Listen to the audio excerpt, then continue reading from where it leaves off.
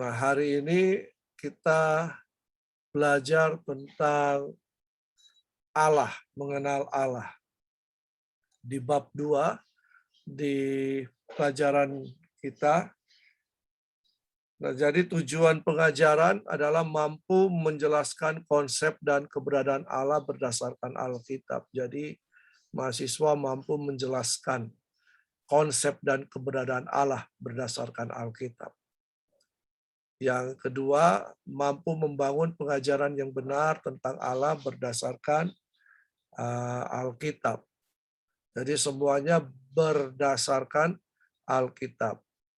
Kenapa? Karena Alkitab adalah kitab suci kita. Alkitab adalah buku kehidupan kita. Alkitab merupakan firman Allah. Ya, nanti kita akan belajar tentang Alkitab juga. Saya harap kalian sudah membaca pelajaran ini di rumah sebelum kita mulai, supaya saya tinggal menjelaskan, dan jika ada yang ingin ditanyakan silakan tanya langsung supaya kita bisa saling memberikan masukan. Ya, di kelas saya bebas sementara saya menjelaskan. Kalau kalian ingin tanya silakan langsung saja, ya. Tidak apa-apa, tidak masalah.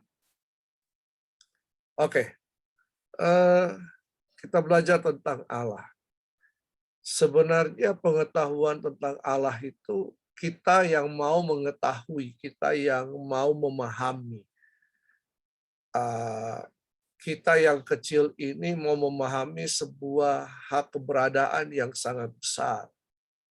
Allah itu tidak bisa dibandingkan dengan otak kita. Otak kita seperti ini, kemahabesaran Allah itu luar biasa. Tidak, kita hanya belajar untuk bisa memahami sebagian saja daripada keberadaan Allah itu. Bukan sebagian besar, kita hanya bisa memahami sebagian kecil. Realita yang ada tentang Allah. Nah, keberadaan Allah itu seringkali dipahami oleh dua golongan. Dua golongan ini memahami tentang keberadaan Allah. Ada yang mengakui dan ada yang menyangkal keberadaan Allah itu. Jadi kita orang Kristen mengakui bahwa ada Allah. Keberadaan Allah itu nyata. Dia Allah walaupun dia Allah yang akbar, dia Allah yang besar, dia Allah yang jauh, tidak terjangkau oleh kita. Tetapi dia juga adalah Allah yang dekat. Allah yang ada di dalam kita. Setiap orang yang percaya kepada Yesus Kristus Tuhan, hidupnya menjadi bait Allah. Roh Allah diam di dalam dia. Jadi Allah ini keberadaannya bukan Allah saja yang jauh, tetapi dia juga Allah yang dekat dengan kita. Bahkan kita sering mendengar bahwa Allah itu hanya apa? Sejauh apa? Doa. Ya? Sejauh apa? Apa, Semi? Sejauh doa. Sejauh doa. Jangan ragu-ragu, ya. Jangan ragu-ragu. Dia Allah yang hanya sejauh doa. Ya, ketika kita berdoa, kita membangun hubungan dengan Tuhan. Ketika kita membaca Alkitab, kita membangun hubungan dengan Tuhan. Alkitab adalah firman Allah, dan firman Allah itu adalah Allah sendiri.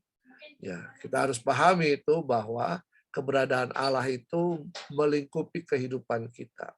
Tetapi ada juga yang menyangkal tentang keberadaan Allah. Ya, sah-sah saja.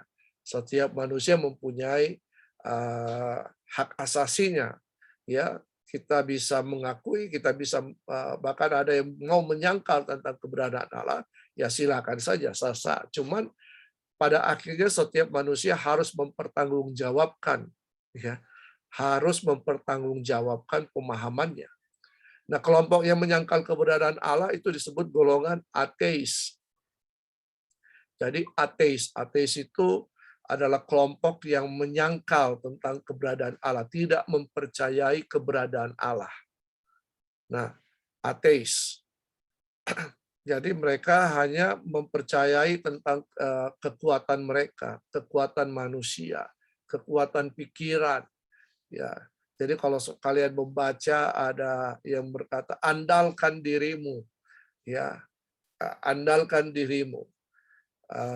Dirimu punya kemampuan, jadi andalkan dirimu untuk berusaha, tapi bukan mengandalkan Allah. Nah, berarti dia memahami bahwa apapun bisa dicapai oleh kekuatan manusia, oleh kepintaran manusia, oleh kemampuan manusia, tapi kemampuan manusia itu terbatas. Nah, itu. Jadi tapi golongan ateis ini menyangkal tentang keberadaan Allah. Mereka tidak percaya kepada Allah, ya. Nah, jadi ada dua dari ateis ini, dua golongan ateis ini, ateisme teoritis dan ateisme praktis. Ya, ateisme teoritis adalah mereka yang menyangkal adanya Allah berdasarkan argumentasi rasional. Mereka berkata, kalau ada Allah, mana? Ya, mana Allah? Siapa yang sudah pernah melihat Allah? Ya. Hendrik sudah pernah melihat Allah? Elan sudah pernah melihat Allah? Belum. Sudah pernah bertemu dengan Allah? Siapa lagi? Belum. Belum ada. Graciela, Yelvina, Jeremy, Riana sudah pernah bertemu dengan Allah? Siapa yang mau bertemu dengan Allah? Ayo, siapa yang mau bertemu dengan Allah? Saya, Pak. Oke. Saya, Pak. Betul. Berangkat sekarang, Pak. Saya doakan supaya ketemu dengan Allah hari ini. Berarti apa? Pulang ke rumah Bapak. Nah, bukan begitu. Jadi Allah itu bagi mereka tidak ada karena tidak terlihat, tidak terjamah. Ya. Itu ateisme teoritis. Sedangkan ateisme praktis adalah mereka menyangkal adanya Allah di dalam praktik perbuatan hidup mereka. Jadi mereka hidup seolah-olah tidak ada Allah. Mereka hidup hidup sesuka-suka hati. Ya, kalau mereka lagi senang melakukan ini, ya mereka lakukan ini. Mereka lakukan B, mereka lakukan B. Dan bagi mereka tidak ada Allah yang mengawasi atau memberikan hukuman atau memberikan teguran. Jadi hidup mereka suka-suka. Ya, kalau mereka mau hidup mabuk-mabukan silakan. Ya, suka-suka mereka. Kalau mereka mau hidup dalam free sex silakan, suka-suka mereka. Ya, itu. Jadi mereka tidak mempercayai adanya Allah.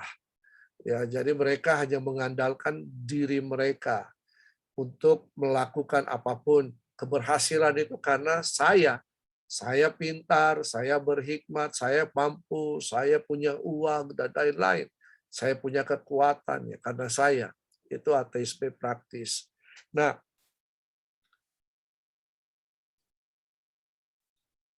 jadi dalam dua hal ini, ateisme teoritis dan ateisme praktis, ini sebenarnya dapat kita lihat di sekitar kita. Di kota-kota besar, ateisme ini mulai tumbuh subur. Ya, karena mereka sudah merasakan zona nyaman, hal yang nyaman. Jadi walaupun tanpa berdoa, mereka punya penghasilan besar. Walaupun tidak pergi ibadah, mereka dapat membeli apa yang mereka inginkan. Mereka hidup makmur. Jadi walaupun tanpa adanya Allah, mereka hidup senang. Mereka happy-happy, mereka dugem, mereka ya macam-macam. Ya, mereka lakukan sesuka-suka mereka. Karena mereka berpikir ya tidak ada Allah, jadi Allah itu tidak menolong mereka. Dan kalau mereka lagi sedih, ya mereka bisa pergi mencari penghiburan sendiri. Ya kalau dan ini juga banyak kaitannya di ateisme ini. Ya, akhirnya mereka hidup selfish. Ya, hidup selfish. Tahu hidup selfish? Hidup untuk dirinya sendiri. Untuk apa? Memuaskan ego mereka. Ya, itu. Sehingga ya bagi mereka jomblo is okay, yang penting happy. Ya. Padahal Tuhan berkata ya supaya kamu beranak cucu bertambah banyak penuhi bumi. Jadi jangan pakai istilah jomblo is okay ya. Ya, yang penting happy. Ya. Oke. Nah, di samping menyangkal keberadaan Tuhan, ada juga upaya untuk membuktikan adanya Tuhan dengan apa? Menggunakan rasio. Rasio apa itu? Pikiran, ya, pemikiran kita, pengetahuan kita. Jadi kita berupaya untuk menemukan Tuhan lewat pemikiran kita. Ya memang filsafat mengatakan bahwa Allah itu hanya sebatas pemikiran kita. Kalau kita berpikir Allah ada, maka Allah itu ada. Kalau kita berpikir Allah tidak ada, ya Allah tidak ada. Jadi hanya sebatas pemikiran kita. Tetapi apakah seperti itu? Ya, orang-orang menggunakan rasio untuk menemukan Tuhan. Nah, dari rasio itu akhirnya terbagi beberapa argumentasi. Jadi argumentasi kosmologis, argumentasi sebab akibat. Kalau ada akibatnya pasti ada sebabnya. Ya. Nah, jadi segala sesuatu yang ada di bumi ini pasti ada sebabnya. Nah, siapa penyebab pertama? Siapa manusia ada karena ada penyebabnya. Binatang ada karena ada penyebabnya. Apalagi bintang-bintang di langit, ya, tata surya dan semuanya pasti ada penyebabnya. Mereka tidak hadir dengan sendirinya. Jadi ada penyebabnya. Dan siapa penyebab pertama? Dalam argumentasi kosmologis berkata bahwa Tuhan dianggap sebagai sebab yang pertama. Sebab yang pertama. Jadi karena Tuhan semuanya ada. Ya. Dan Kejadian 1 mengatakan apa? Pada mulanya Allah menciptakan, Kejadian 1 ayat 1. Pada mulanya Allah menciptakan langit dan bumi. Jadi siapa yang pada mulanya? Pada mulanya adalah Allah. Apa yang dilakukan Allah pada mulanya? Menciptakan langit dan bumi. Termasuk kita. Jadi manusia ada karena Tuhan. Karena Allah yang menciptakan. Nah, dialah sebab yang pertama. Nah, argumentasi teologis yang teleologis berkata begini, bahwa di dalam alam semesta itu sudah ada suatu keteraturan. Siapa yang mengatur alam semesta ini? Ya, Tuhan. Kalau kamarmu berantakan, kamu yang ngatur, atur kemudian diatur, ditata, kemudian menjadi rapi, siapa yang menatanya? Ya, kamu. Ya, toh? Nah, anggap saja kamarmu itu sebagai alam semesta, berantakan. Lalu kemudian ada Tuhan yang mengatur, menata kembali. Nah, jadi seperti itu argumentasi teologis, sehingga bumi ini berputar pada sumbunya, lalu mengelilingi matahari. Nah, coba bayangkan, di antara planet-planet ini, kalau tidak ada keteraturan, maka apa yang terjadi? Apa yang akan terjadi? Saling bertumbukan, kan? Sehingga apa? Terjadi kekacauan. Tapi Tuhan yang mengatur itu semua, sehingga semuanya tetap pada siklusnya berputar. Bumi tetap pada siklusnya, semuanya pada siklusnya. Ya. Ada Tuhan yang mengatur. Nah, ada argumentasi yang lain. Argumentasi ontologis. Jadi di dalam tiap orang terdapat kesadaran tentang Allah. Karena itu Allah pasti ada. Ya, hal ini memang sudah dibuktikan bahwa ketika manusia jatuh dalam dosa, kita belajar agama minggu lalu, manusia itu berusaha untuk apa? Memulihkan kembali hubungannya dengan Allah. Mereka berusaha untuk mencari Allah. Mereka berusaha datang melihat, mencari sesuatu yang besar, pohon besar, gunung besar, dan lain-lain yang melambangkan tentang hal-hal yang supranatural. Mereka cari itu. Berarti dalam diri manusia ada kesadaran akan adanya Tuhan. Kenapa demikian? Karena ketika manusia diciptakan, nah ini dengarkan baik-baik. Ketika manusia diciptakan, manusia itu diberikan apa? Nafas hidup. Nah, ketika nafas hidup itu diberikan oleh Tuhan kepada manusia, ditiupkan oleh Tuhan. Di dalam nafas hidup itu ada dua hal di situ.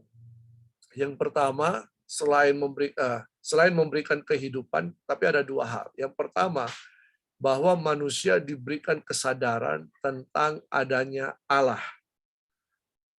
Yang pertama. Yang kedua, manusia itu diberikan kesadaran tentang akan perbuatan baik dan juga perbuatan jahat.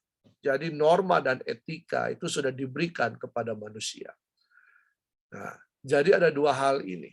Nah, ketika manusia jatuh dalam dosa, ya ada menceritakan pengalamannya tentang Tuhan kepada anak cucunya. Lalu kemudian anak cucunya ini mulai mencari Tuhan.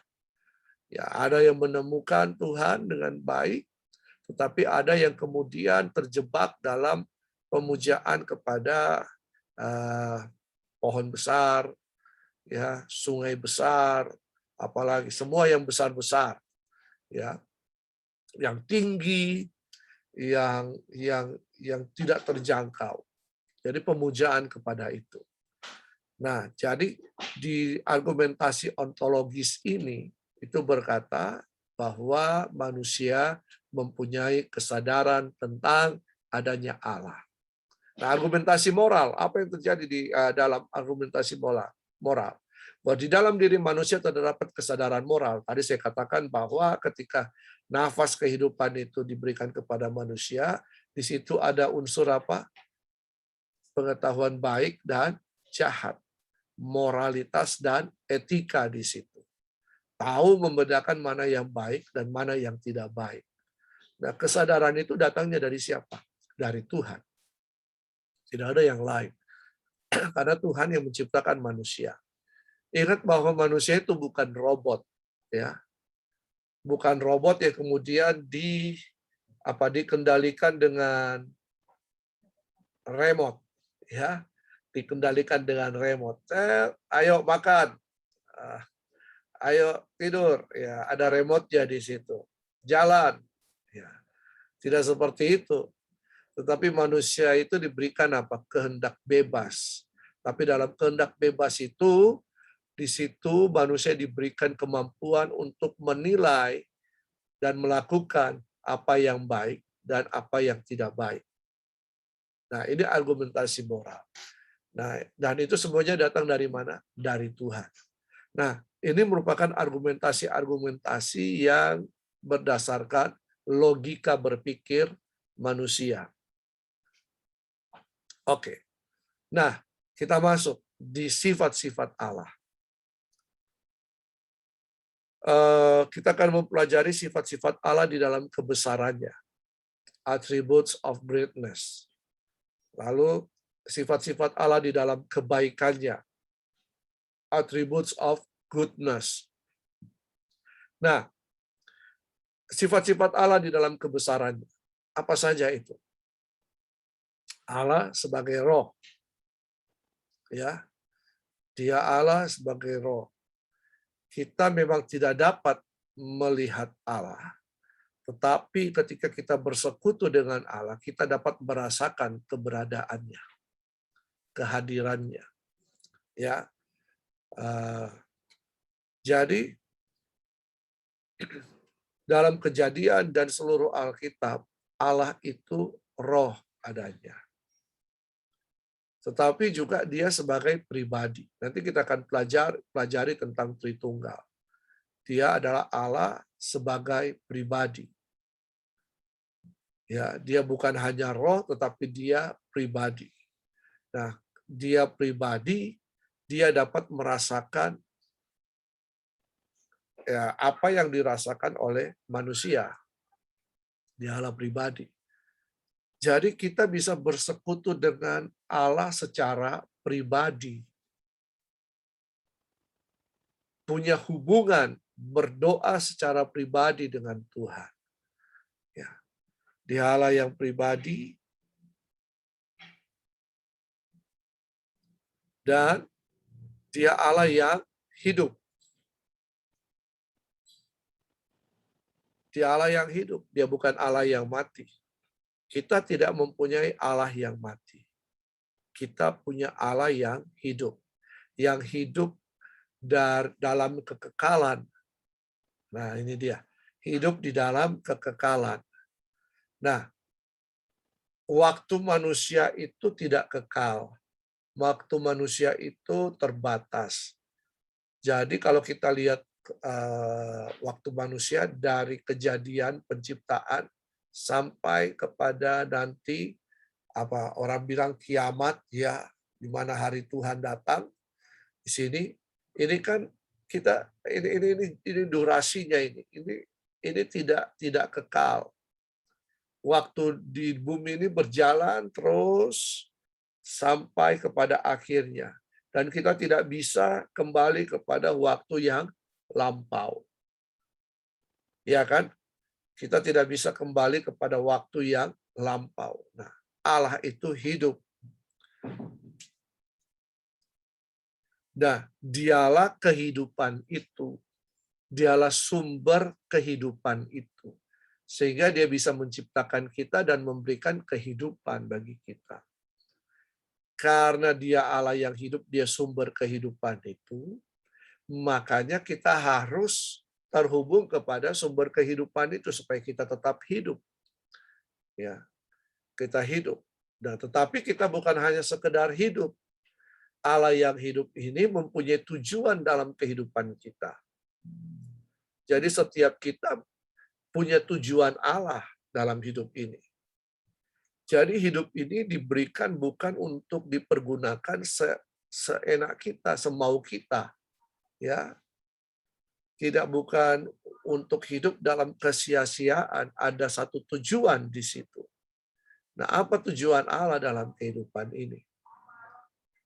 Tujuannya supaya kita itu menjadi wakil-wakil Allah di muka bumi ini. Itu tujuan Allah. Sama seperti Indonesia punya apa duta besar di negara-negara yang lain kan. Yaitu mewakili Indonesia. Duta besar itu mewakili Indonesia. Nah, kita itu merupakan duta-duta besar Allah yang ada di muka bumi ini. Kita mewakili Allah di muka bumi ini. Nah, jadi kita harus hidup sesuai dengan tujuan yang Allah inginkan. Jadi jangan hidup sembrono, pakai hidup kita untuk apa? Untuk hal-hal yang baik, hal-hal yang berguna, terutama hal-hal yang menyenangkan hati Tuhan. Nah, Allah kita adalah Allah yang tidak terbatas. Iya, dia punya kuasa yang tidak terbatas. Dia Allah yang omnipresence, maha hadir. Ya, dia Allah maha hadir. Coba bayangkan, satu hari Minggu menurut survei itu ada kurang lebih 25 juta ibadah di seluruh dunia. Berapa? 25 juta ibadah di seluruh dunia. Kalau Allah kita tidak maha hadir, maka ibadah itu akan dijadwalkan sesuai dengan waktu Tuhan. Dia harus berpindah satu tempat ke tempat yang lain. Seperti itu kah? Tidak. Tetapi Allah kita omnipresence, maha hadir. dalam 25 juta ibadah yang dilakukan ini secara bersamaan. Dia ada di semua itu. Dia hadir di dalam 25 juta ibadah itu. Ya. Jadi dia tidak terbatas, dia tidak terbatas oleh ruang dan waktu. Ya, dia tidak terbatas oleh tempat. Dia maha hadir, omnipresence. Dia maha kekal, tidak dibatasi oleh waktu. Dia Allah yang kekal. Bagi dia waktu itu fresh. Ya, waktu itu hanya seperti ini, waktu kehidupan manusia. Jadi dia tahu yang awal, dia tahu juga endingnya bagaimana. Ya, kalian suka nonton film kan? Ya, misalnya drama Korea. Apa drama Korea yang lagi hot saat ini? Drakor. Siapa yang suka menonton drakor? Iya. Apa? Wonder Woman? Apalagi? Iya. It's okay to be. Dots.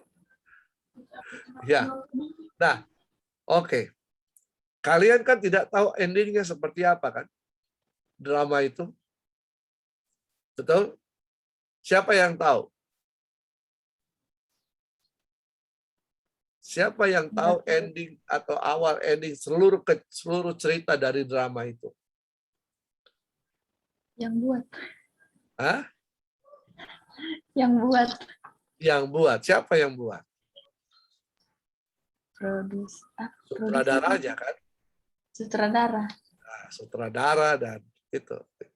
Nah, sama. Kita juga tidak tahu kehidupan kita. Tetapi Allah itu tidak dibatasi oleh ruang dan waktu. Dia tahu masa depan kita. Dia tahu akhir dunia ini. Dia tahu itu kapan.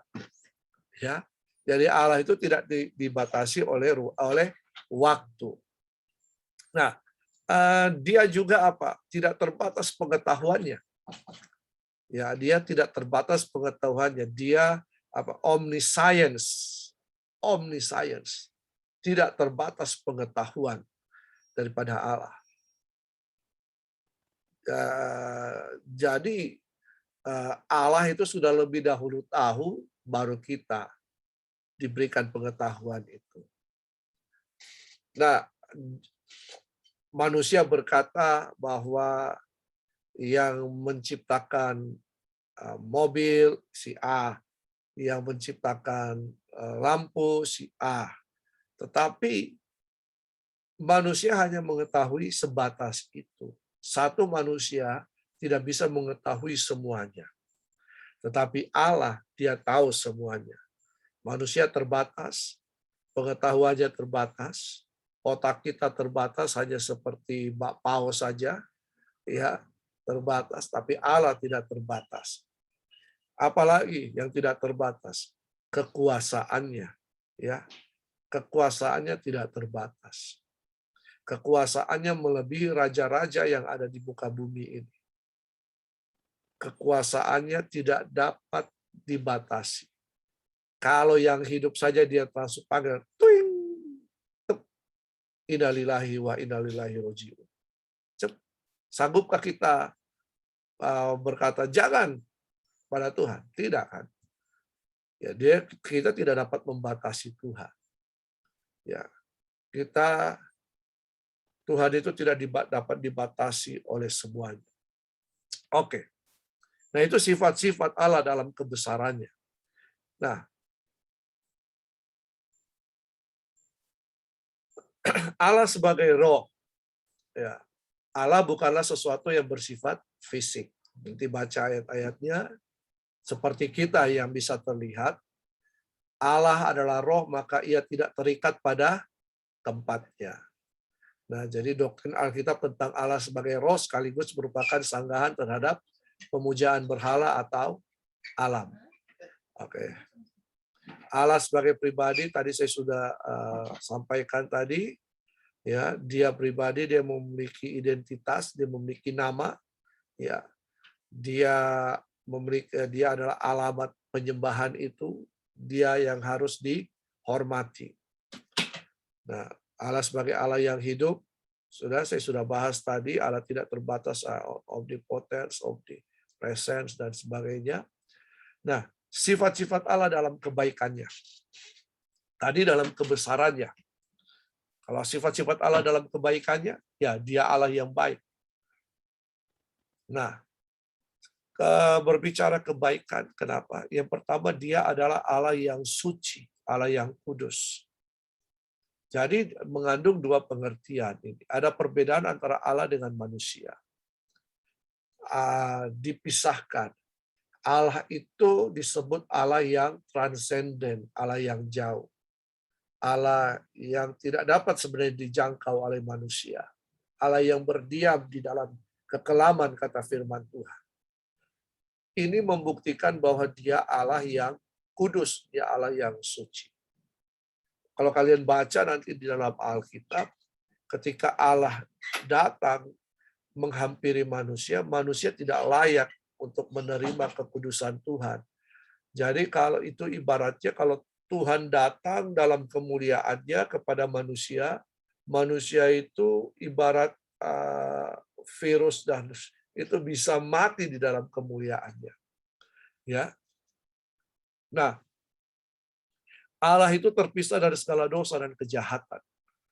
Ya, sebab tidak ada satu titik pun kejahatan di dalam diri Allah.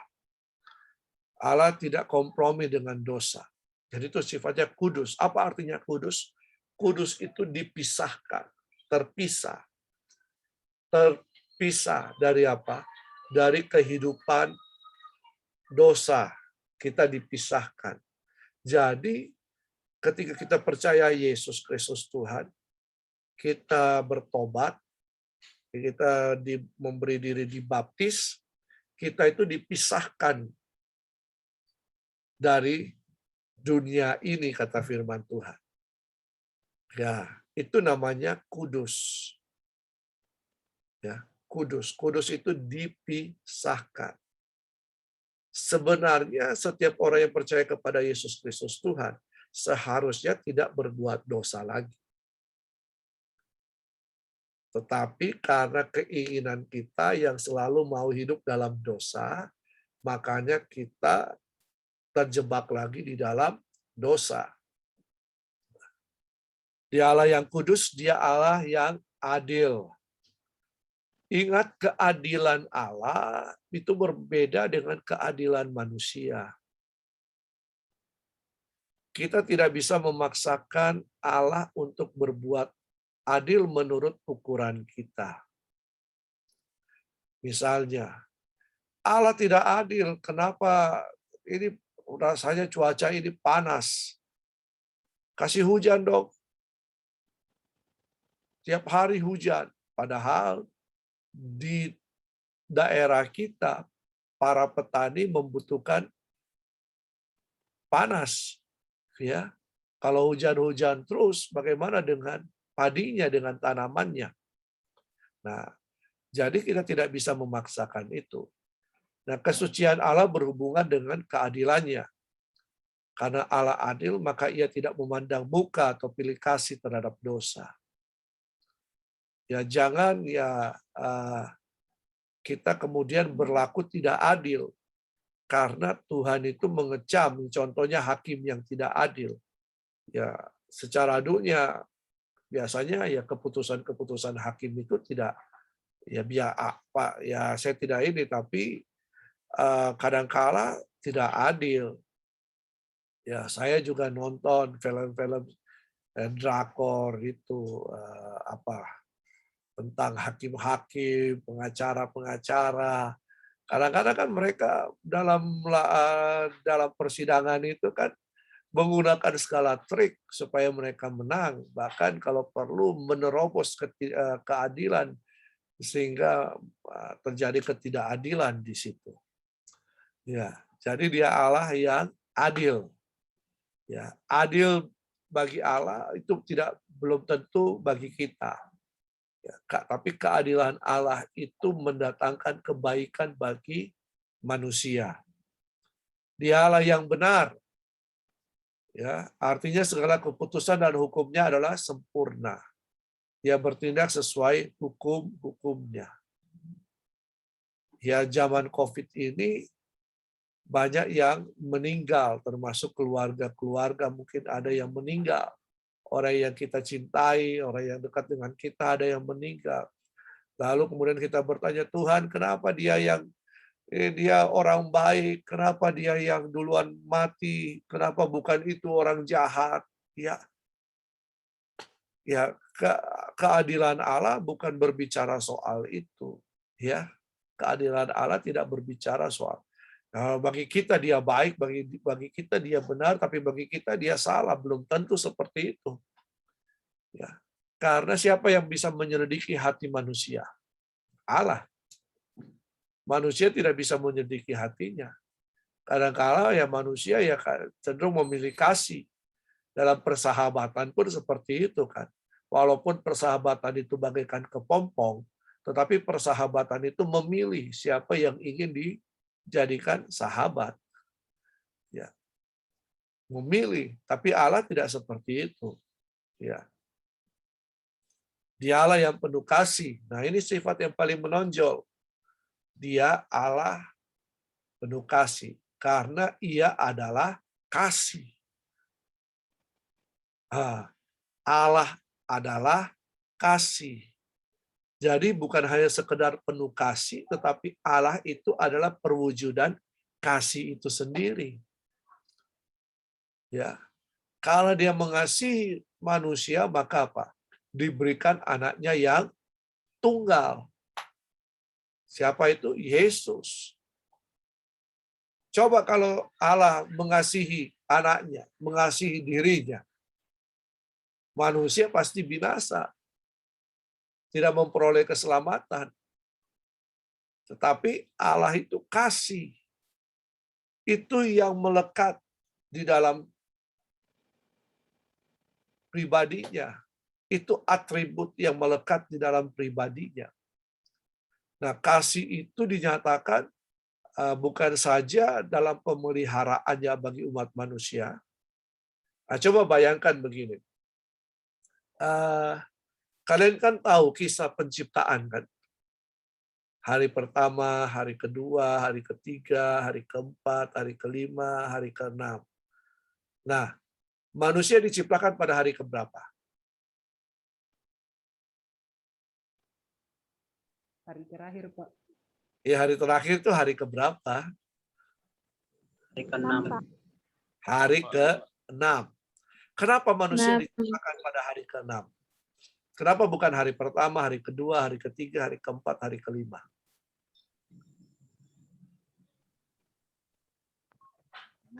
Ayo.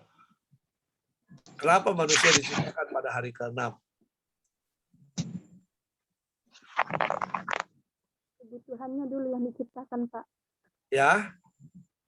Kebutuhannya manusia dulu yang diciptakan, baru manusia. Ya. Karena Allah tahu manusia tidak dapat hidup tanpa apa? Makanan, tanpa minuman, iya kan? Tanpa hal-hal yang primer, makanan dan minuman. Makanya karena kasihnya Tuhan itu menciptakan dulu hal-hal yang dibutuhkan oleh manusia. Ketika semuanya ada, baru manusia diciptakan. Keren kan? Ya.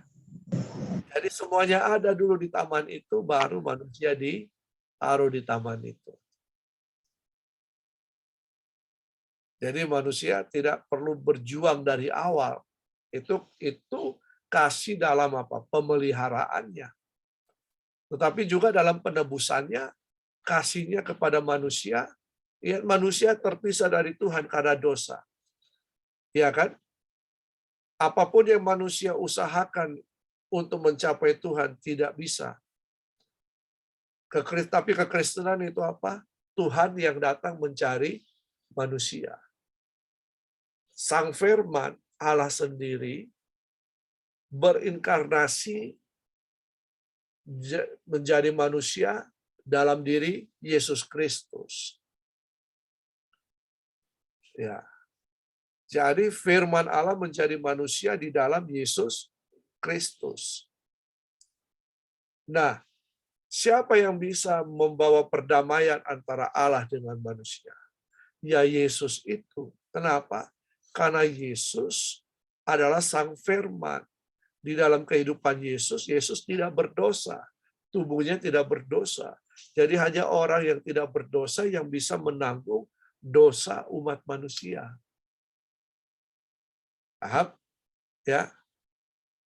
Hanya orang yang tidak berdosa yang bisa menanggung seluruh dosa umat manusia.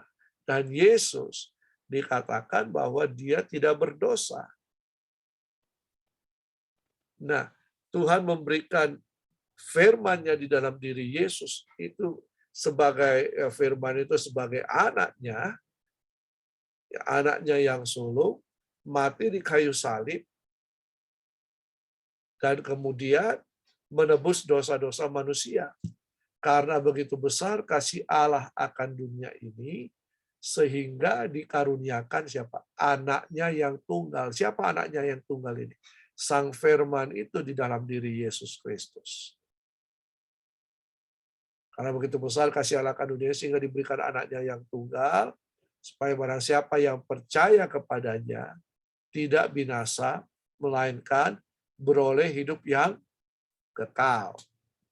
Nah, jadi kasih Allah bukan seperti kasih manusia. Kasih Allah itu walaupun kita berdosa, Tuhan tetap mengasihi kita. Walaupun kita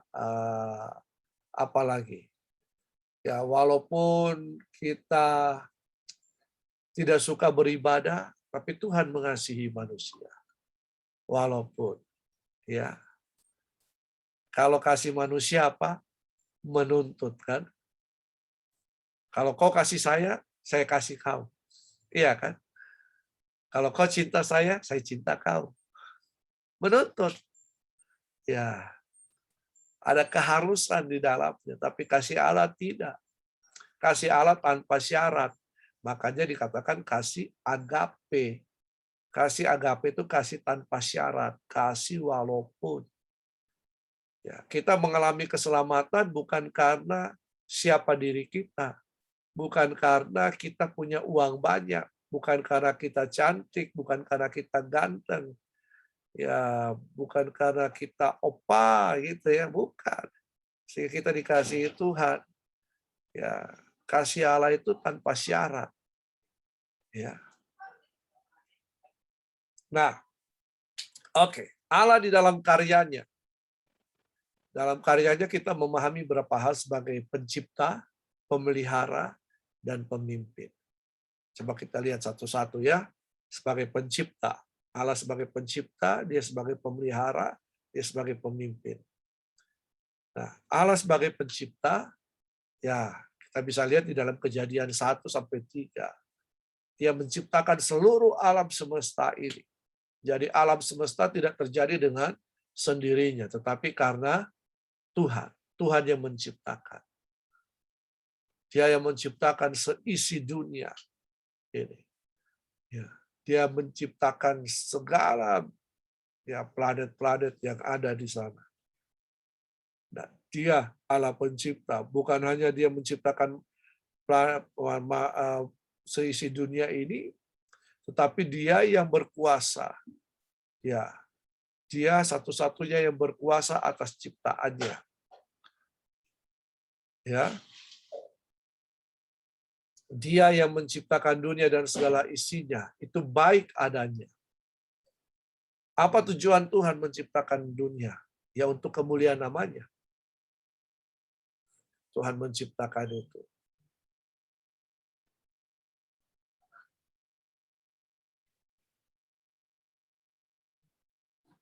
Oke. Nanti baca lagi di Mazmur dan di kitab Roma ya. Nah, semuanya ini ada di jangan takut, ada di mana? di silabus itu, bahan ajar itu, ya ada di situ. Kalian pelajari. Oh, kenapa terkeluar ini? Sebentar. Jadi dia Allah pencipta. Nah, dia menciptakan dengan apa? Tujuan. Ada tujuan Allah dalam kehidupan kita.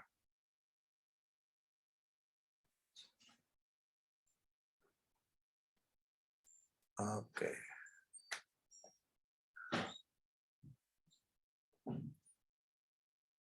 Nah, jadi tujuannya untuk apa? Supaya kita ciptaan Tuhan ini, manusia ciptaan Tuhan ini memuliakan namanya. Nah, ya. Oke, lanjut. Allah sebagai pemelihara. Ya, dia memelihara. Ada yang berkata setelah Allah menciptakan dunia ini semuanya, lalu semuanya berjalan dengan baik, lalu Allah sudah berdiam diri, tidak lagi memelihara ciptaannya. Ciptaannya itu yang terus berevolusi. Apakah memang demikian? Tidak. Allah tetap bertanggung jawab terhadap ciptaannya. Jadi Allah memelihara ciptaannya. Ya. Dia sebagai pemelihara. Nah, bukan hanya ciptaannya, setiap hidup kita pun sebenarnya dipelihara oleh Tuhan. Jadi jangan khawatir. Ya, kita biasa nyanyi apa? Jangan kamu khawatir, burung di udara dia pelihara. Jangan kamu khawatir, bunga di padang dia hiasi. Jangan kamu khawatir, apa yang kau makan hidup pakai. Jangan kamu khawatir, Bapa di surga memelihara. Tapi kenapa kita khawatir? Ayo. Kalau firman Tuhan katakan jangan kamu khawatir. Tapi kenapa kita khawatir? Kita khawatir kalah gaya dengan teman kita kan? Betul? Kita khawatir kalah gaya dengan teman kita.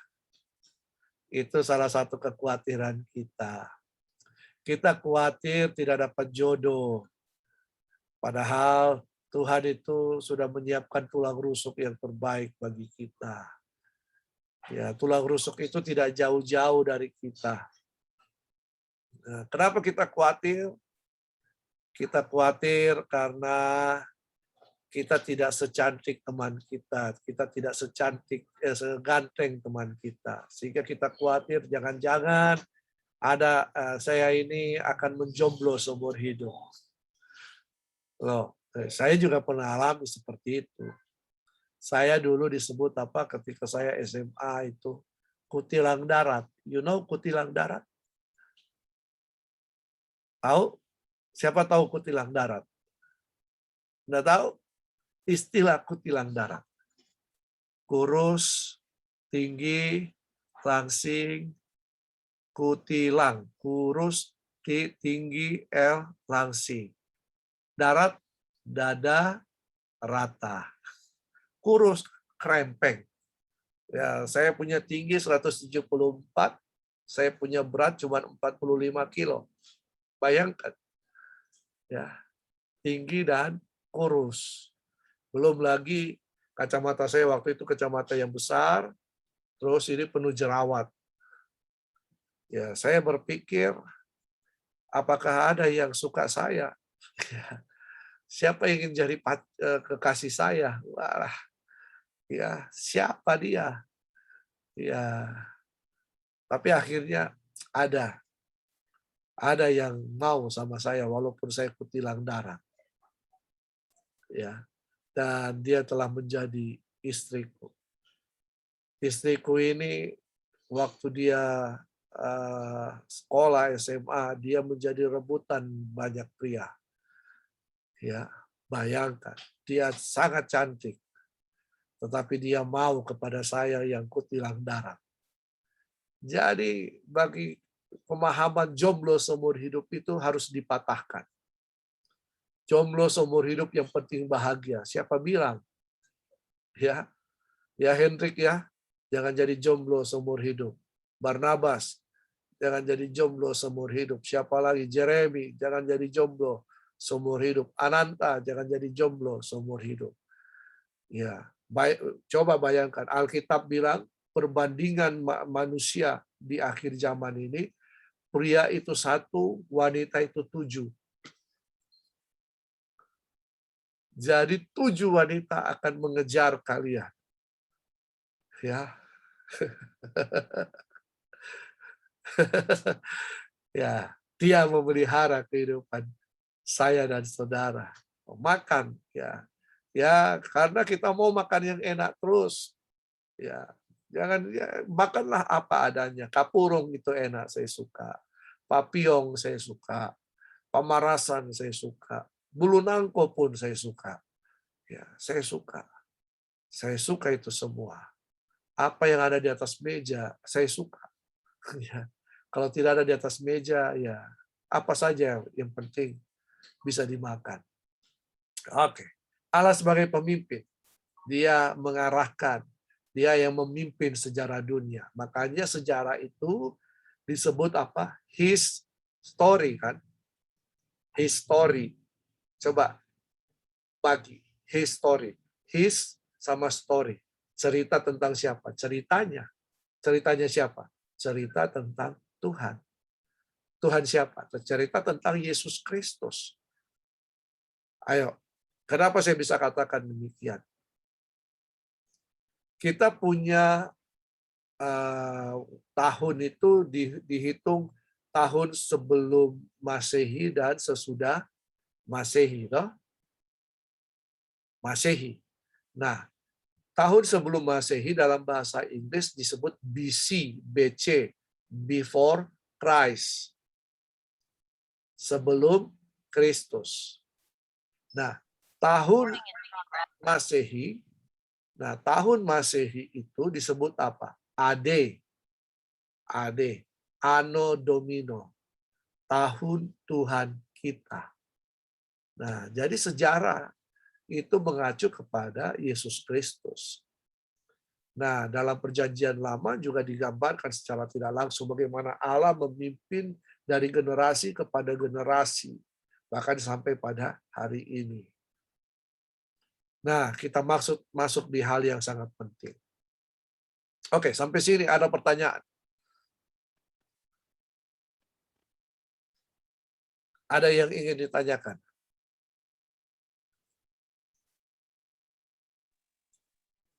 Ya, apakah kalian bertanya, Pak. ya? Silakan. Saya Pak, Ya, bertanya. siapa? Siapa?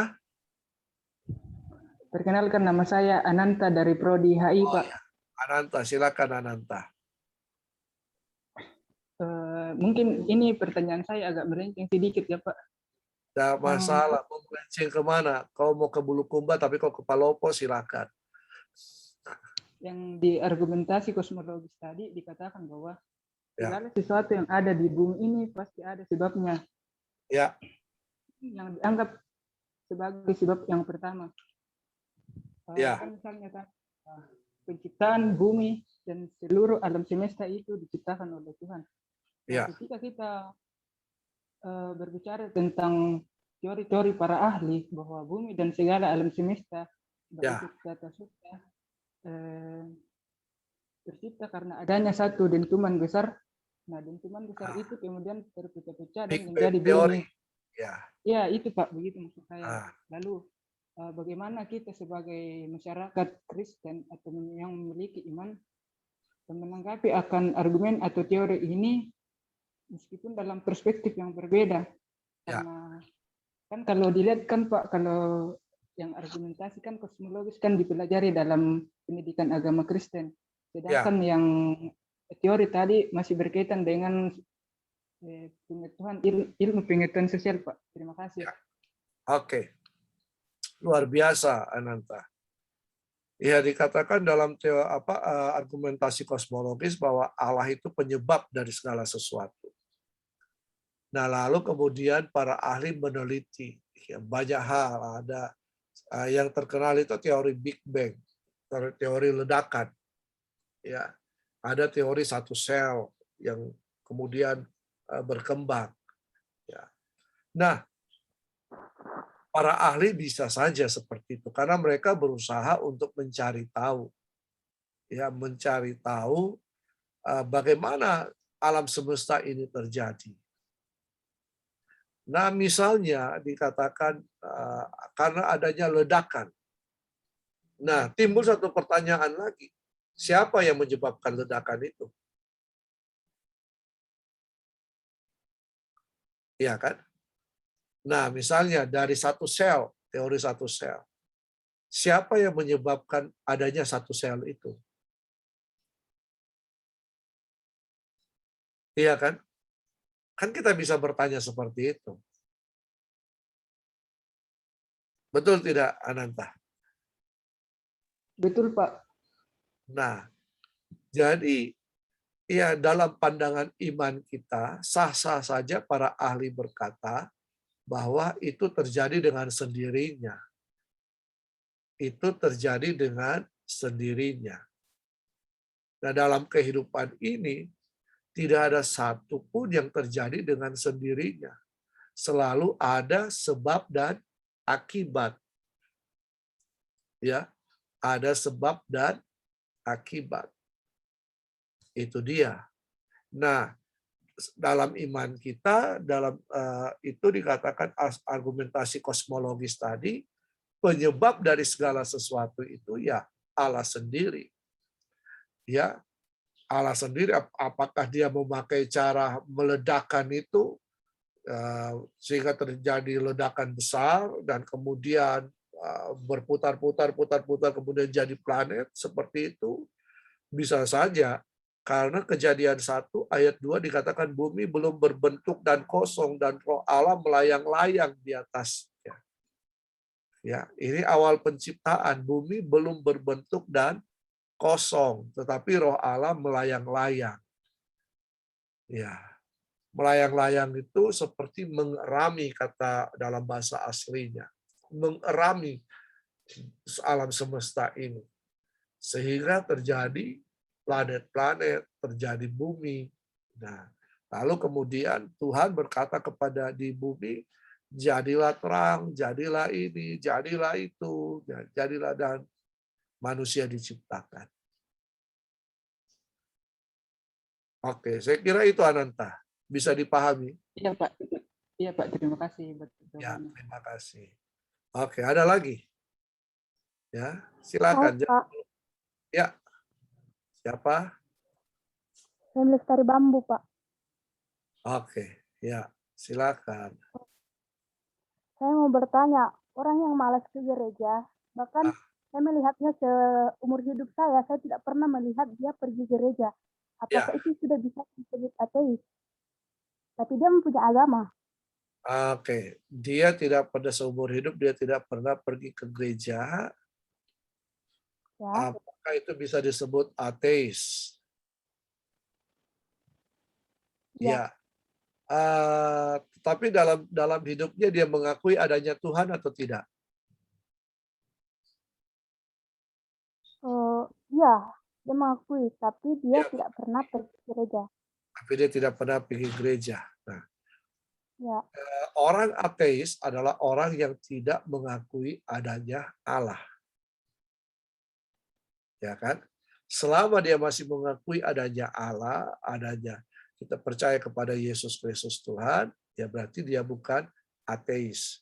Cuma dia malas saja untuk pergi beribadah. Gitu. Ya. Oke, Semi. Begitu ya?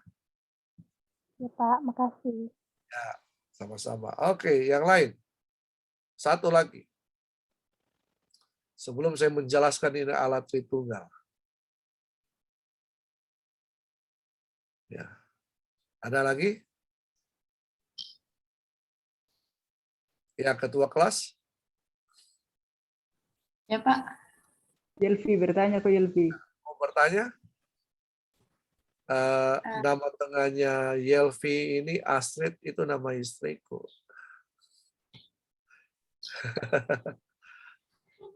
Ya.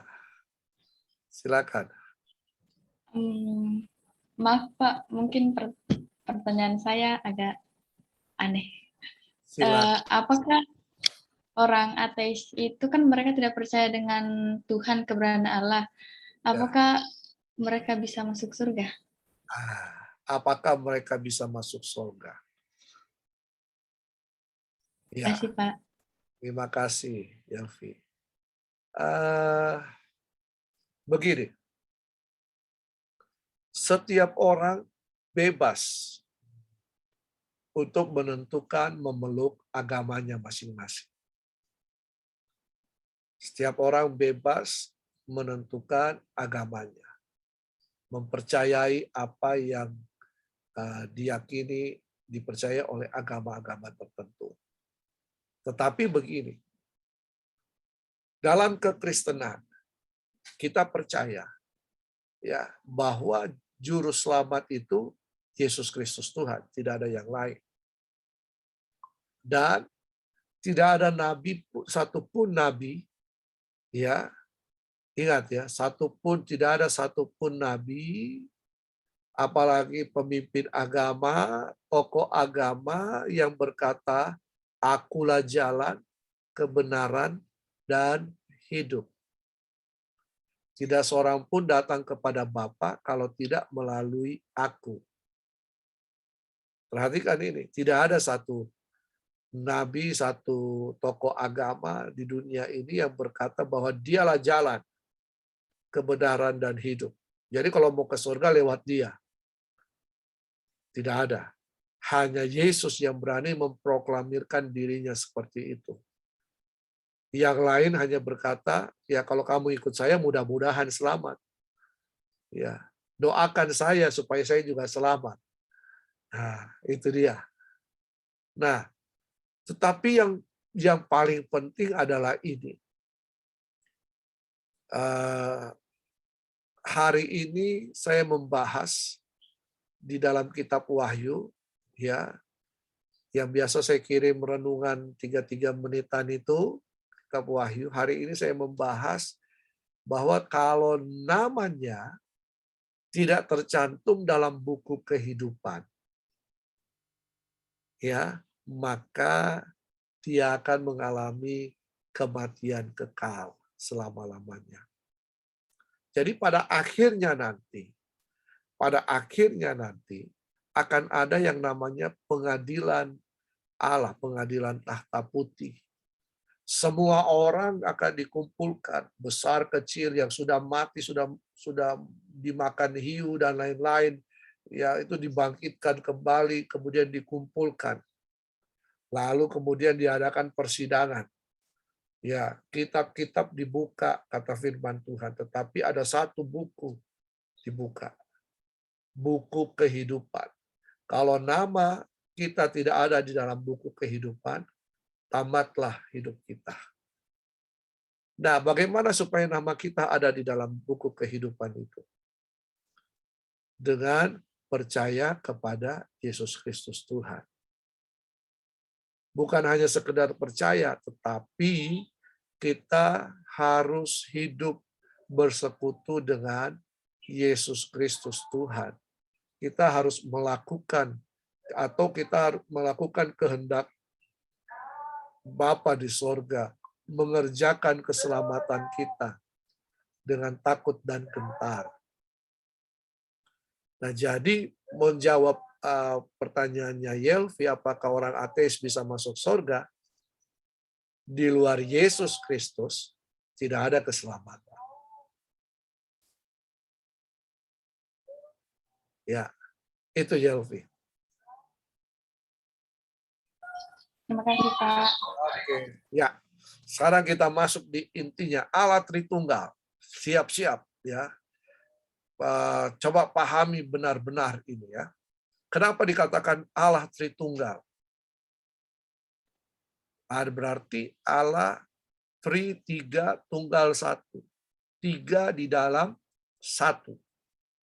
Ya, tiga di dalam satu. Jadi Allah itu tiga di dalam satu. Oke, tunggu. Saya Coba saya stop screen dulu. Saya berpindah.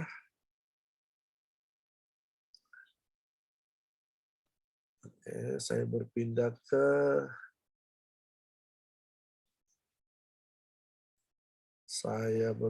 tunggu sebentar. Whiteboard. Where's my stylus?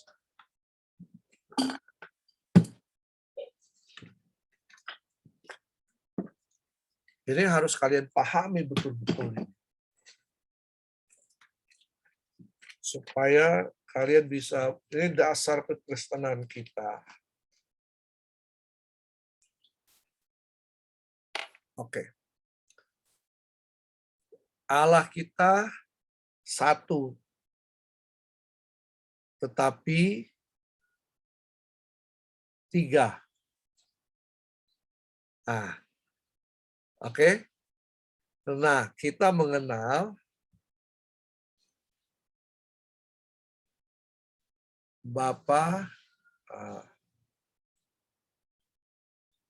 Anak, Roh Kudus. Ya. Bapa, Anak, dan Roh Kudus.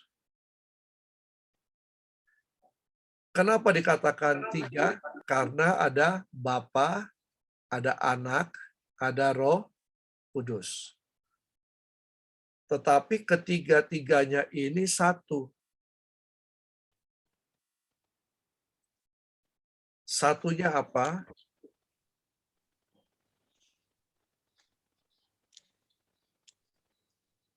Allah. Jadi Allah itu satu ini ya di dalam tiga cara keberadaan. Allah Bapa, ini Allah Anak, Allah Roh Kudus.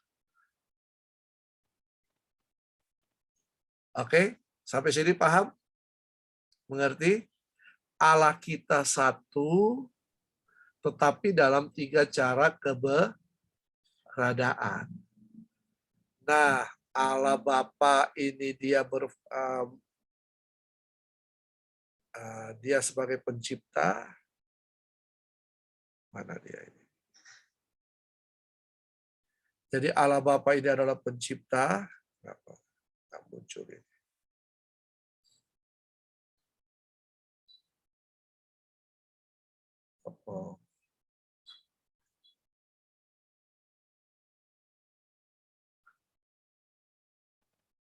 Dia sebagai pencipta, Allah Anak sebagai penyelamat, Allah Roh Kudus sebagai penolong kita.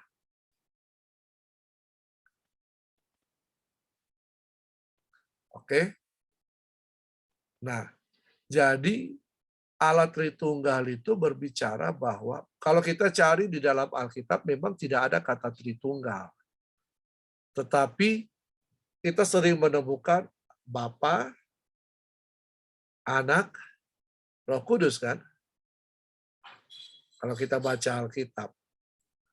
Kamu dibaptis di dalam nama Bapa, Anak, dan Roh Kudus.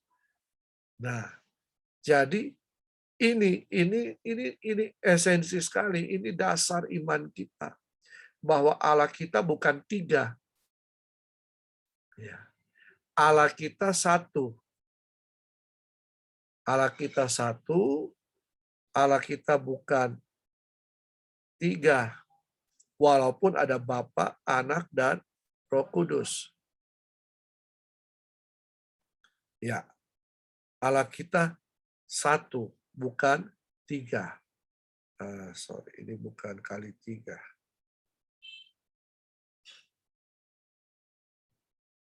Allah kita bukan tiga. Paham di sini? Tetapi Allah satu yang satu ini mempunyai cara keberadaan secara tiga. Allah kita satu ini mempunyai cara keberadaan sebagai Bapa, cara keberadaan berikutnya sebagai Anak, cara keberadaan berikutnya sebagai Roh Kudus. Paham?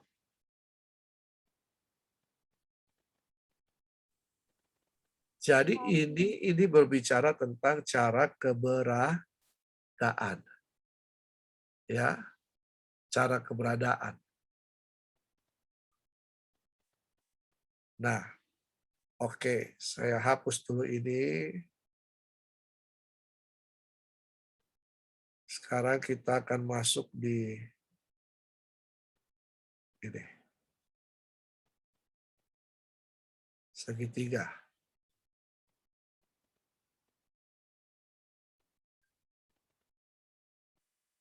Allah.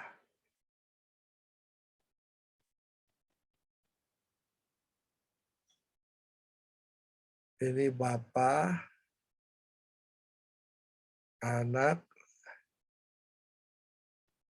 Roh Kudus. Nggak pernah mau ini. Oke, Roh Kudus ya. Nah, Bapa adalah Allah, Anak adalah Allah, Roh Kudus adalah Allah.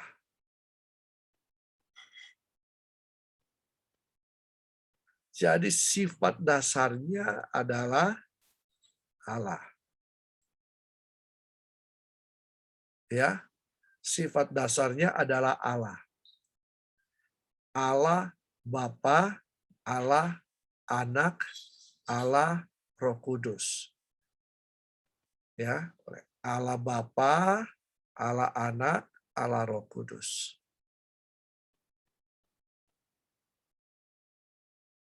Oke, sampai sini paham ya? Paham atau masih kurang paham? Paham atau masih kurang paham? Paham, Pak. Oke. Jadi ingat bahwa Allah kita bukan tiga. Tiga ini adalah cara keberadaannya. Ya kan? Cara keberadaan. Keberadaan Allah sebagai Bapa, keberadaan Allah sebagai Anak, keberadaan Allah sebagai Roh Kudus. Nah, tetapi Bapa bukanlah Anak.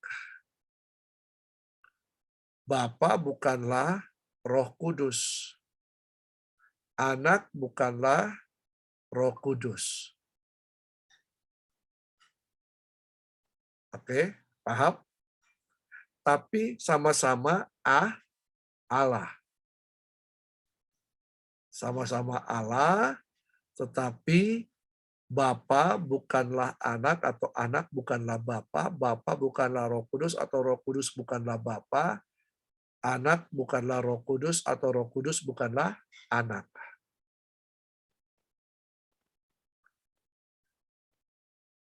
Karena masing-masing mempunyai fungsi.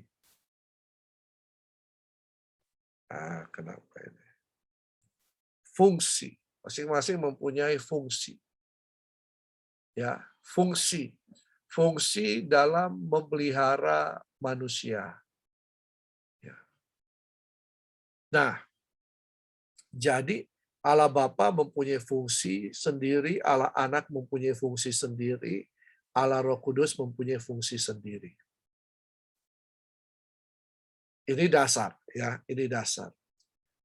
Sama-sama Allah, tetapi berbeda dari cara keberadaannya. Oke, sampai sini paham? Paham? Nah, jadi kalau ditanya, apakah Allah Tritunggal itu? Ya. Ayo coba. Apakah Allah Tritunggal? Maaf Pak, bingung, boleh bertanya? Ya, silakan, silakan. Ya, terima kasih atas kesempatan yang diberikan kepada saya. Perkenalkan, saya Graciela Satriana dari Prodi Hubungan Internasional. Begini Pak, mengenai materi Allah Tritunggal ini kan sebenarnya kita sudah bahas mulai dari kita kecil di sekolah minggu sampai pada saat ini dibahas lagi. Ya. Tapi semakin dipelajari dan semakin saya berusaha untuk memahami mengenai Allah Tritunggal ini, semakin kesini saya semakin bingung Pak. Baguslah Bisa kalau Oke, begini. Apa yang Graciela pahami tentang Allah Tritunggal? menurut saya Allah itu satu, tapi dalam 3 pribadi. Oke. Kalau Allah itu sebagai yang kita puji, kemudian kalau Putra itu sebagai sahabat, dan Roh Kudus itu yang bekerja dalam hati. Itu, Pak. Tapi di sini Bapak bilang kalau Bapak bukan Allah, Roh Kudus bukan Allah, Anak bukan Allah. Nah, oke, bagus. Apa yang Graciela sudah pahami itu sudah bagus.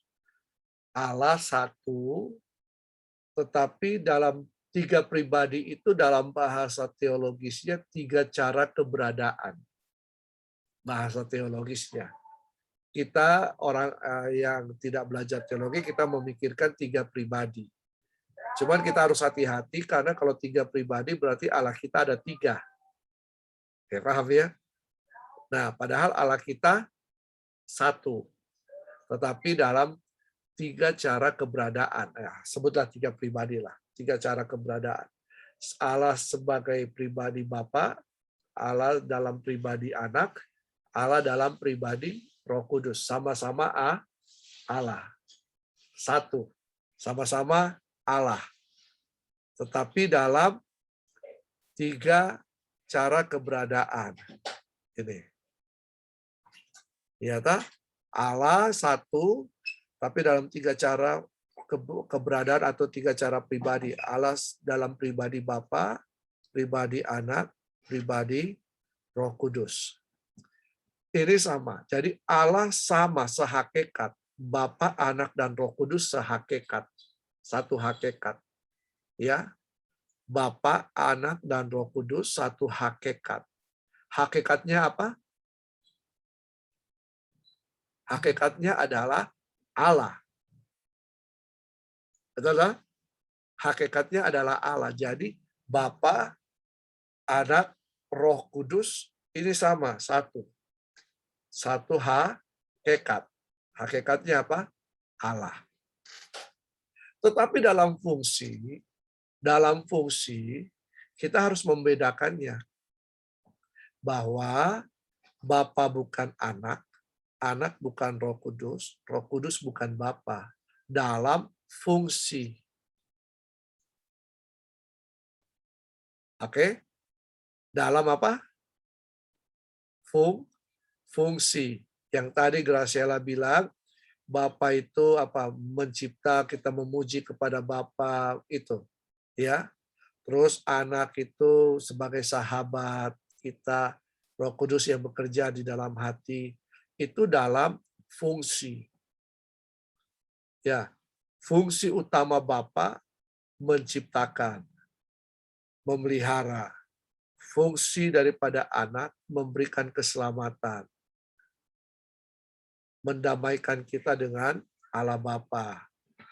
Fungsi Roh Kudus menolong kita, menghibur kita, memberikan kekuatan.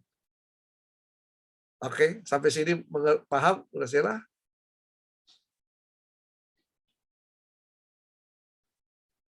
Bisa. Jadi bedakan hakikat dan fungsi. Ya, hakikat dan fungsi. Hakikatnya sama Allah, fungsinya yang berbeda. Allah bukanlah Bapa, Bapa bukanlah Anak, Anak bukanlah Roh Kudus bukanlah Bapa. Nah, oke. Kalau ini sudah mengerti hakikat dan fungsinya, saya akan lanjut lagi. Saya hapus ini. Kenapa kita harus membedakan fungsinya? Nah, Allah Bapa itu ada di mana? Allah Bapa itu ada di sorga. Allah Bapa. Nah, siapa yang turun menjadi manusia?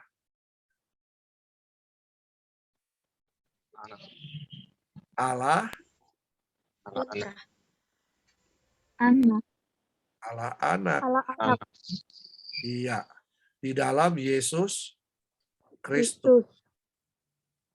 Nah, ini Allah Bapa. Ah, kenapa ini? Allah Bapa.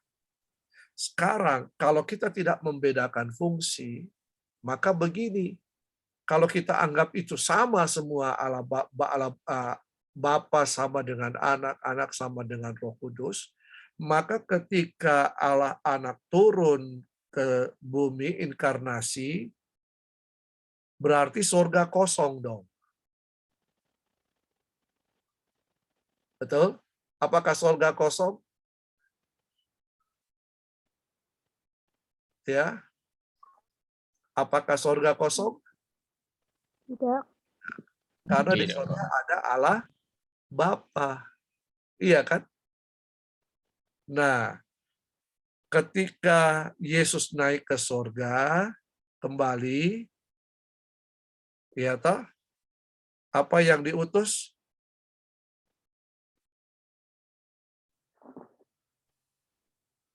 Roh Kudus.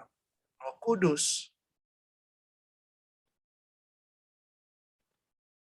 Jadi di situ berasal Allah Bapa, Allah Anak, Allah Roh Kudus bekerja dengan fungsi masing-masing kan? Sampai sini paham? Masih bingung? Membingungkan?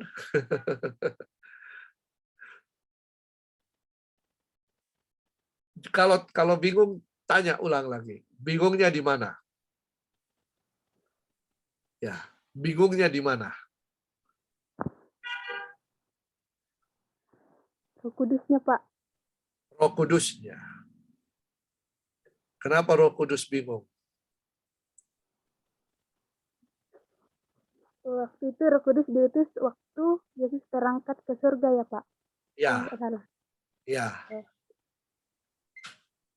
Nah, jadi Yesus sebelum naik ke surga, dia berkata bahwa ketika dia naik ke surga, dia akan mengirimkan penolong yang lain. Penolong yang lain itu yang akan menolong kita. Nanti baca di Yohanes 14, Yohanes 16.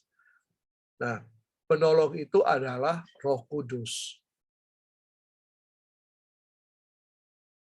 Oke, penolong itu adalah Roh Kudus.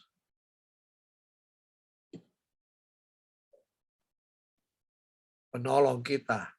Itu yang tadi Gracia bilang ada di dalam hati kita. Yang menggerakkan kehidupan kita. Itu ada Roh Kudus. Ya, kalau mau curhat, bicara sama Roh Kudus. Roh Kudus, saya begini, saya loyo. Kok ini agama saya tidak mengerti. Curhat sama Roh Kudus. Bicara. Nanti Roh Kudus akan tolong kita karena dia penolong kita yang ajaib. Nah, jadi ini kan semuanya berbicara tentang fungsi. Tetapi adalah Allah yang satu. Allah yang satu. Ya. Allah Bapa di sorga, Allah Anak berinkarnasi jadi manusia di dalam diri Yesus, dan kemudian Allah Roh Kudus juga turun ke bumi menjadi penolong bagi manusia. Oke? Sini paham? Masih bingung? Yang bingung bilang.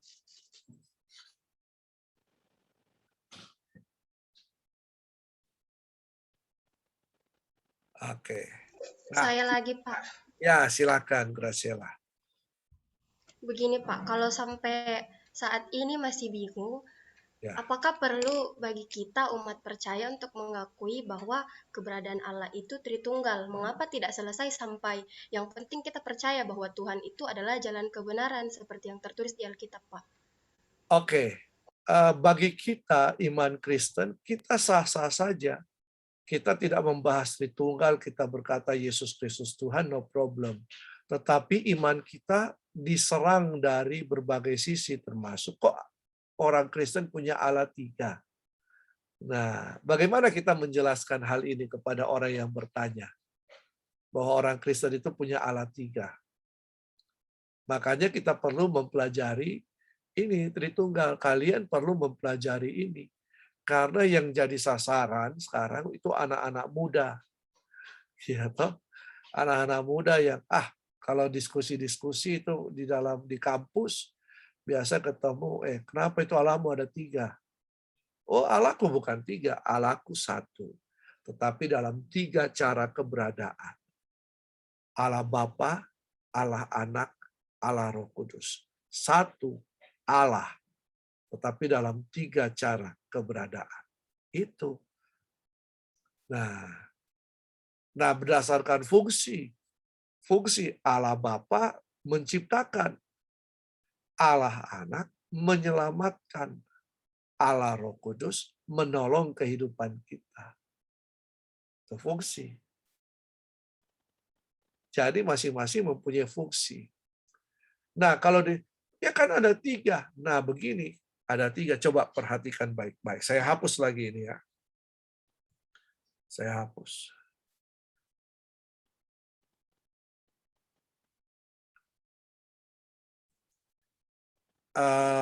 Yohanes 1 ayat 1. Pada mulanya firman. Firman itu bersama-sama dengan Allah. Firman itu adalah Allah. Pada mulanya adalah firman. Firman itu bersama-sama dengan Allah. Dan firman itu adalah Allah. Oke. Mana yang lebih apakah di sini ada perbedaan antara firman dan Allah? Dikatakan apa di situ? Pada mulanya adalah firman. Firman itu bersama-sama dengan Allah. Tapi firman itu adalah Allah. Artinya apa? Bahwa di dalam diri Allah,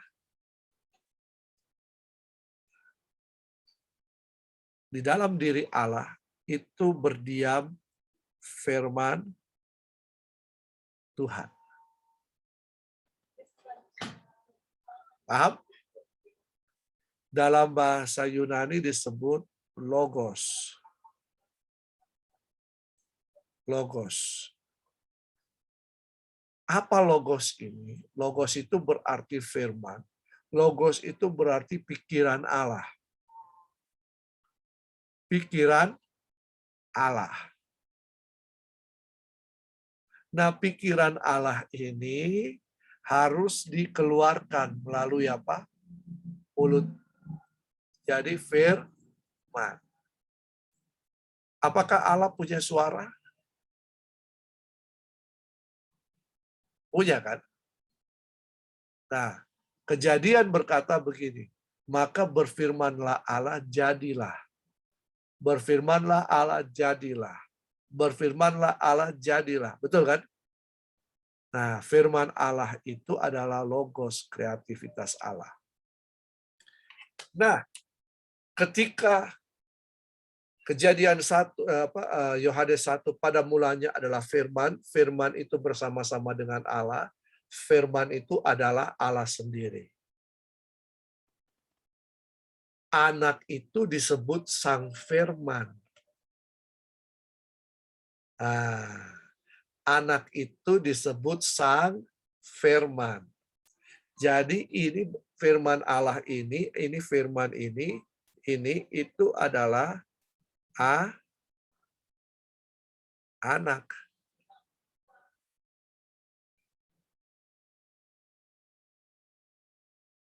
Oke, sampai situ mengerti?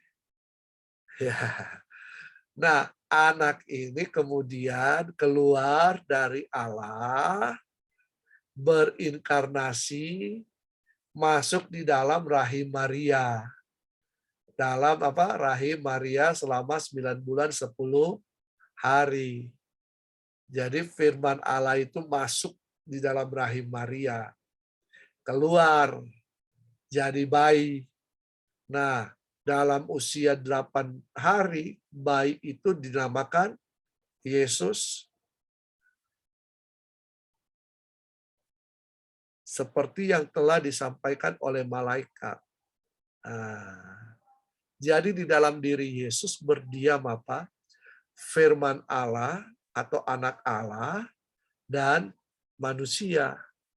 Jadi Yesus itu disebut sungguh-sungguh Allah, sungguh-sungguh manusia. Nah, sudah sampai situ. Nah, sekarang Roh Kudus. Apakah Allah Bapa tidak punya roh?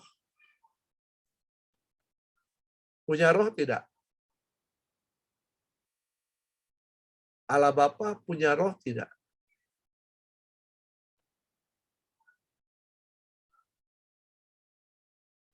Allah Bapa punya roh tidak?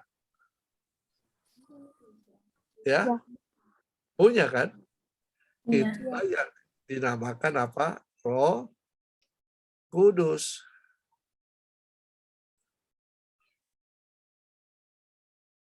Jadi bersumber dari satu Allah, keluar firman, keluar Roh Kudus. Jadi satu Allah, 3 cara keberadaan. Oke. Kalian coba pahami dulu sampai di sini. Nanti saya akan kasih pelajaran tentang Tritunggal ini. Coba kalian pelajari kembali. Karena saya sudah banyak mengajar tentang Tritunggal ini. Coba kalian pahami ulang. Ya. Nanti saya kasih link di YouTube saya. Ya. Link di YouTube. Tapi tolong jangan lupa untuk subscribe. Ya, jangan asal sudah subscribe tapi tidak dengar. Dengarkan baik-baik supaya kalian paham apa itu Allah Tritunggal. Ya, supaya kalian bisa memahami. Tapi secara sederhana bahwa Allah kita satu di dalam 3 cara keberadaan.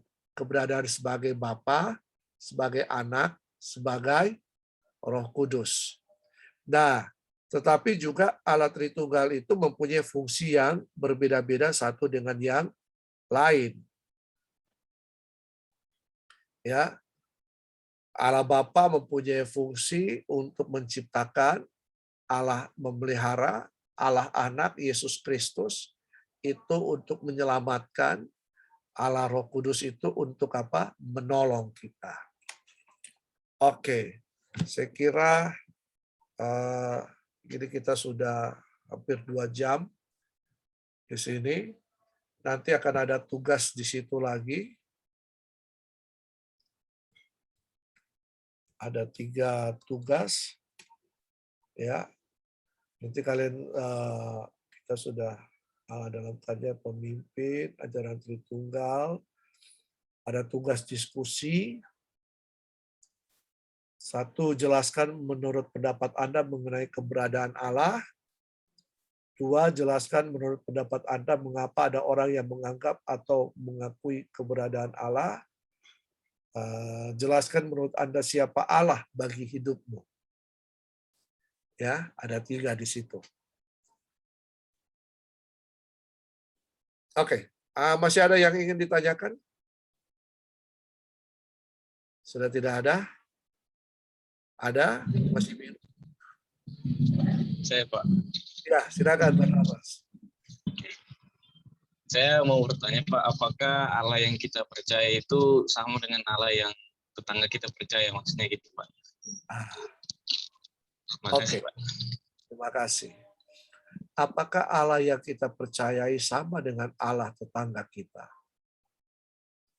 Nah, ini pertanyaan yang bagus. Apakah sama? Jelas dalam pemahaman kekristenan tidak sama.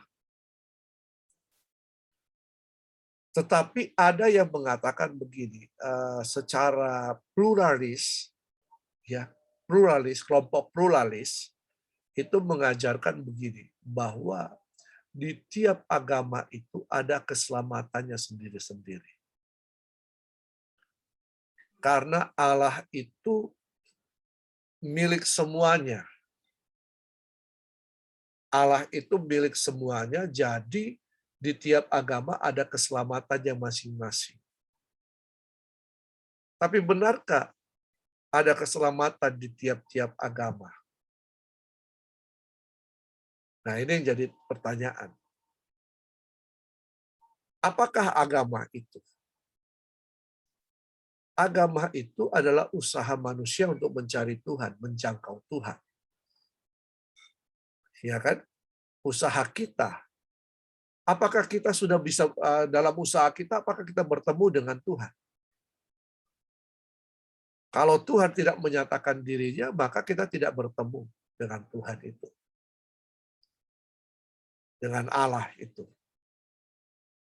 Tetapi bagi kita kekristenan adalah Allah yang datang berinkarnasi menjadi manusia untuk mencari manusia di dalam Yesus Kristus. Jadi Allah kita dengan Allah mereka itu berbeda. Berbeda dalam pemahaman seperti untuk keselamatan. Nah, memang satu turunan Abraham, ya, Abraham, Ismail, Ishak. Nah, mereka dari keturunan Ismail. Nah, mereka tahu apa yang Abraham ajarkan. Ismail tahu juga, Ishak juga tahu. Kita ini keturunan dari Ishak. Ya. Kita ini keturunan rohani, ya, bukan keturunan jasmani. Kita ini keturunan rohani. Ya, karena Abraham itu bapa segala bangsa, bapa orang percaya. Nah, kita turun ke sini. Turun ke sini kita sampai kepada Yesus Kristus, juru selamat dunia.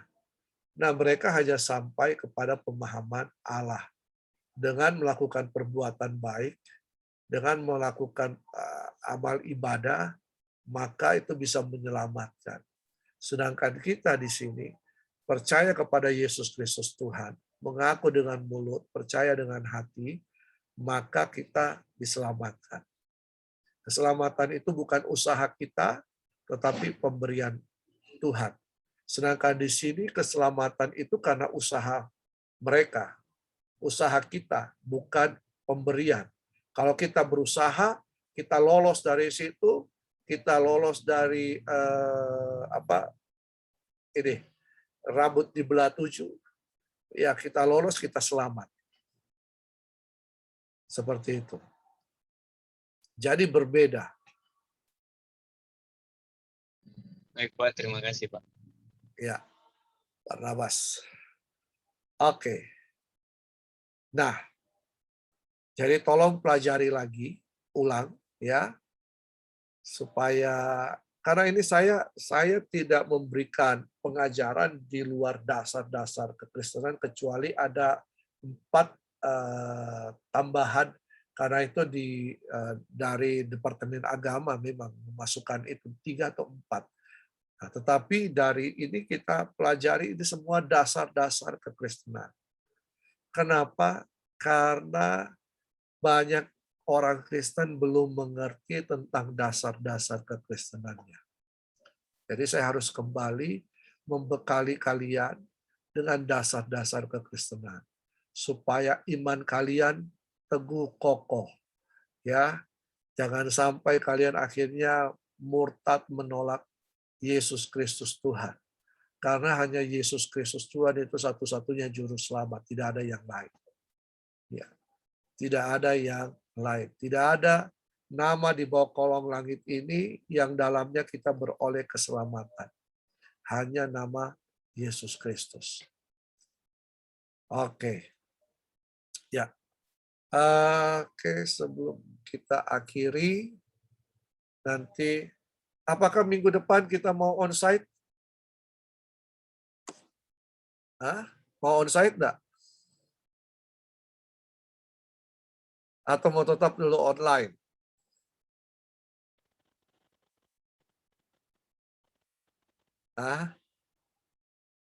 Ayo mana suaranya? Maaf Pak, kalau belum vaksin. Ya, belum vaksin. Kalau belum vaksin. Belum vaksin. Kalau belum vaksin, kampus belum terima ya? Kayaknya Pak. Iya Tapi Pak. harus